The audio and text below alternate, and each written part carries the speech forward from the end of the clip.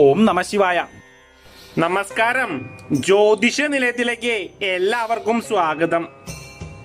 ഇന്ന് നാം പറയാൻ പോകുന്നത് അസുരഗണത്തിൽ ജനിച്ച നക്ഷത്ര ജാതകരുടെ പ്രത്യേകതകളാണ്.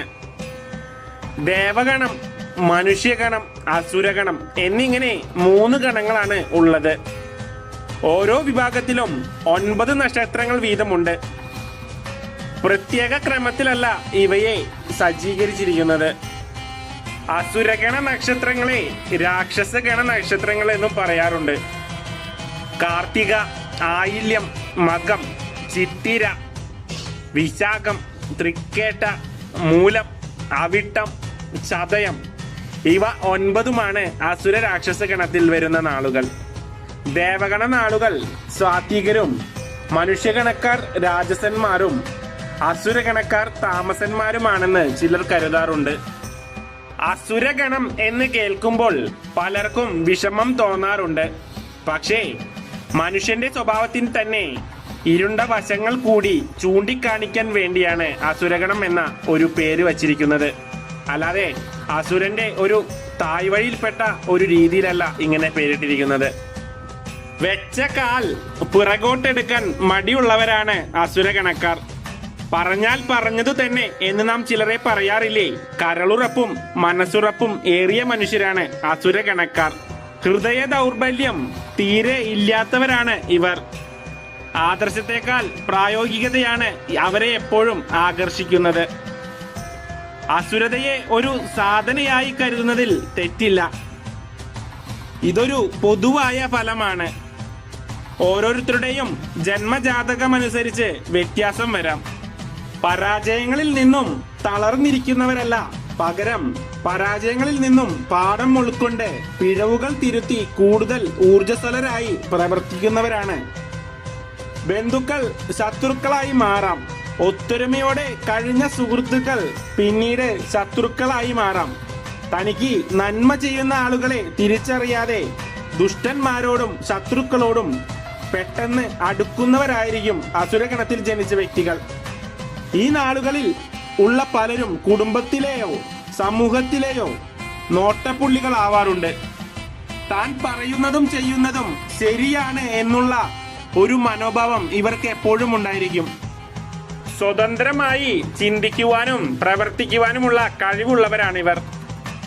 തന്റെ വ്യക്തിപരമായ കാര്യങ്ങളിൽ ഇടപെടുന്നത് പൊതുവെ ഈ ഗണത്തിൽപ്പെട്ടവർക്ക് താല്പര്യമുണ്ടാവാറില്ല. മറ്റുള്ളവർ പറയുന്നത് അനുസരിക്കുക എന്നതല്ല, മറ്റുള്ളവരെ കൊണ്ട് അനുസരിപ്പിക്കുക എന്നതാണ് ഇവരുടെ ശൈലി. അഭിമാനം മുറുകെ പിടിക്കുന്നവരായിരിക്കും ഇക്കൂട്ടർ. ഏതറ്റം വരെയും പോയി ആ ലക്ഷ്യങ്ങൾ നിറവേറ്റുന്നവരാണ് അസുരഗണത്തിൽപ്പെടുന്ന നക്ഷത്ര ജാതകർ.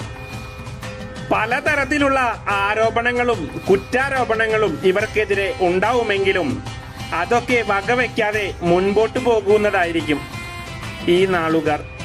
മനസ്സിൽ തോന്നുന്നത് ചെയ്യാനുള്ള ധൈര്യം ഇവർക്കുണ്ടായിരിക്കും. ഇവരുടെ ദാമ്പത്യമൊക്കെ മിക്കവാറും രമ്യതയിലുള്ളതായിരിക്കും. തന്നെ സ്നേഹിക്കുന്നവർക്ക് വേണ്ടി എന്തും ചെയ്യാൻ ഇവർക്ക് മടിയുണ്ടാവില്ല. അതുപോലെ തന്നെ ഇവരെ ആരെങ്കിലും അവഗണിക്കുന്നത് ഇവരുടെ ശ്രദ്ധയിൽപ്പെട്ടാൽ അത് ജീവിതകാലം മുഴുവനും ഇവർ മനസ്സിൽ സൂക്ഷിക്കും. അഗാധമായ ചിന്താശീലം ഉള്ള ഈ നാളുകൾ ജീവിതത്തിൽ ധനവും ഐശ്വര്യവും കൊണ്ടുവരുന്നതിനായി പല മാർഗങ്ങളിലൂടെയും ധനം കൊണ്ടുവരിക തന്നെ ചെയ്യും. വാർദ്ധക്യമായാൽ പോലും ഇവർ യൗവനത്തിന്റെ പ്രസരിപ്പോടു കൂടി നിലനിൽക്കും. ഇവരുടെ ജീവിതം എപ്പോഴും മാറ്റത്തിന് വിധേയമായിട്ടുള്ള ജീവിതമായിരിക്കും. തൃക്കേട്ട, ചതയം, മൂലം എന്നീ നക്ഷത്രങ്ങൾ ഒഴികെ മറ്റുള്ള അസുരഗണത്തിൽപ്പെട്ട നക്ഷത്ര ജാതകർക്ക് പ്രശ്നങ്ങൾ പെട്ടെന്ന് പരിഹരിക്കാനുള്ള ഒരു കഴിവുണ്ടായിരിക്കും. ഏത് പ്രശ്നത്തിൽ നിന്നും അവർ പെട്ടെന്ന് ഊരിപ്പോകുക തന്നെ ചെയ്യും. എല്ലായ്പ്പോഴും സ്വന്തം കാര്യത്തിന് മുൻഗണന നൽകുന്നവരാണ്. മറ്റുള്ളവരുടെ വികാരങ്ങൾക്ക് അധികം പ്രാധാന്യം ഈ ഗണത്തിൽപ്പെട്ടവർ നൽകാറില്ല. കഠിനാധ്വാനത്തിലൂടെയും കഷ്ടപ്പാടിലൂടെയുമായിരിക്കും അസുരഗണത്തിൽ ഉൾപ്പെടുന്ന നക്ഷത്ര ജാതകർ ജീവിത വിജയം കൈവരിക്കുക. ഭാഗ്യം കൊണ്ട് രക്ഷപ്പെടുന്നവരല്ല, മറിച്ച് കഠിനമായ പരിശ്രമങ്ങളിലൂടെ ജീവിത വിജയം കൈവരിക്കുന്നവരായിരിക്കും. മറ്റുള്ളവരുടെ മുൻപിൽ പെട്ടെന്ന് ശ്രദ്ധിക്കപ്പെടാനുള്ള ഒരു പ്രത്യേക കഴിവ് ഈ നാളുകാർക്കുണ്ടായിരിക്കും. എല്ലാവരോടും തർക്കിച്ച് താൻ പറയുന്ന കാര്യങ്ങൾ ശരിയാണ് എന്ന് സമർത്ഥിക്കാൻ ശ്രമിക്കുന്നവരായിരിക്കും ഇവർ. ജീവിതത്തിൽ സ്ഥിരമായ ശത്രുക്കൾ ഉണ്ടായിരിക്കും, എന്നാൽ സ്ഥിരമായ മിത്രങ്ങൾ ഉണ്ടായിരിക്കില്ല. ഓരോ കാലത്തും ഓരോ ആളുകളായിരിക്കും ഇവരുടെ സുഹൃത്തുക്കൾ. പ്രണയം, പ്രണയവിവാഹം, വിവാദപരമായ വിവാഹം പൊതുവായി കാണാറുണ്ട്. അസുരഗണത്തിലുള്ള പുരുഷന്മാർക്ക് ക്ഷമാശീലമുള്ള ജീവിത പങ്കാളിയെ ലഭിച്ചില്ല എങ്കിൽ ദാമ്പത്യ ജീവിതം ദുസ്സഹമായിരിക്കും. അസുരഗണത്തിൽപ്പെടുന്ന സ്ത്രീകൾക്ക് ഭർത്താവിന്റെ അഭാവത്തിൽ പോലും നല്ല രീതിയിൽ കുടുംബം നയിക്കാൻ സാധിക്കും. ഭർത്താവിനുമേൽ ആധിപത്യം പുലർത്തുന്ന ഒരു സ്വഭാവവും അസുരഗണത്തിൽ ജനിച്ച സ്ത്രീകൾക്കുണ്ടായിരിക്കും. അസുരഗണത്തിൽ ജനിച്ചവർക്ക് ബിസിനസ് ഉൾപ്പെടുന്ന തൊഴിൽ മേഖലകളിൽ ശോഭിക്കുന്നതാണ്. തന്റെ തൊഴിലിനോട് 100% ആത്മാർത്ഥത പുലർത്തുന്നവരായിരിക്കും ഇവർ. ഇവരുടെ കൃത്യനിഷ്ഠയും നിശ്ചയദാർഢ്യവും തൊഴിൽ അഭിവൃദ്ധി ഇവർക്ക് നൽകുക തന്നെ ചെയ്യും.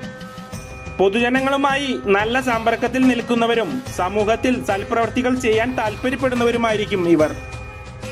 ജീവിതത്തിൽ യുദ്ധം പോലുള്ള കാലഘട്ടം ഇവരുടെ ജീവിതത്തിലൂടെ കടന്നു പോകാറുണ്ട്. എന്നിരുന്നാലും ഏത് ചുറ്റുപാടിലും ഇവർ തരണം ചെയ്ത് പ്രശ്നങ്ങൾ പരിഹരിച്ച് മുന്നോട്ട് പോകുന്നവരായിരിക്കും. ഞാനിവിടെ ഈ വീഡിയോ ഇന്നിവിടെ അവസാനിപ്പിക്കുന്നു. വീഡിയോ ഇഷ്ടപ്പെട്ടാൽ ലൈക്ക് ചെയ്യുക, സബ്സ്ക്രൈബ് ചെയ്യുക. നന്ദി, നമസ്കാരം.